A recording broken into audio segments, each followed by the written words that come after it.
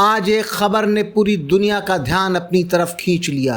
دوستوں، ایران کی طرف سے ایک بڑی خبر سامنے آئی۔ اس خبر نے پوری دنیا میں اپنی سرخیاں بٹور لیں۔ اسلامی کرانتی کے نئے رہبر آیت اللہ سید مجتبیٰ خامنئی نے پہلی بار ایرانی قوم کے نام پیغام دیا۔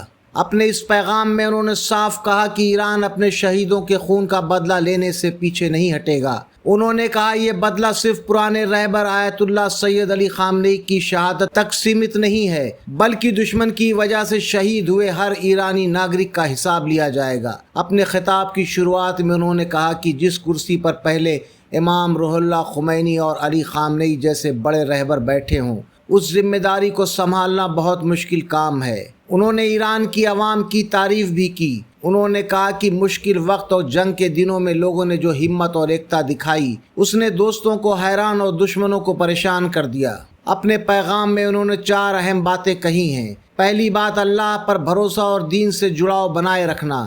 دوسری بات، ملک کے اندر اتحاد یعنی ایکتا کو کمزور نہ ہونے دینا۔ تیسری بات، ہر شخص کا سماج، سیاست اور ملک کی حفاظت میں اپنا کردار نبھانا ہے۔ اور چوتھی بات، مشکل وقت میں ایک دوسرے کی مدد کرنا۔ انہوں نے ایران کے فوجیوں اور اسسٹنٹ فرنٹ کے لڑاکوں کا بھی شکریہ ادا کیا۔ ساتھ ہی انہوں نے یہ بھی اشارہ دیا اور حالات بگڑے تو نئے مورچے بھی کھولے جا سکتے ہیں۔ انہوں نے کہا کہ اسٹریٹ آف ہارموز جیسے اہم راستوں کو دباؤ بنانے کے لیے استعمال کیا جائے گا اور اسے بند رکھا جائے گا۔ پڑوسی ملکوں کو بھی انہوں نے اپنی طرح سے چیتونی دی۔ انہوں نے کہا کہ اگر کسی ملک کی زمین سے دشمن کے فوجی اڈے ایران کے خلاف استعمال ہوئے تو ایران ان اڈوں کو نشانہ بنانے پر مجبور ہوگا۔ آخر میں انہوں نے شہیدوں کے گھر والوں کے ساتھ ہمدردی جتائی اور کہا کہ گھائلوں کا مفت علاج کیا جائے گا اور جن کا نقصان ہوا ہے اس کی بھرپائی کی جائے گی۔ اب بڑا سوال یہ ہے، کیا یہ بیان علاقے میں اور تناؤ بڑھائے گا؟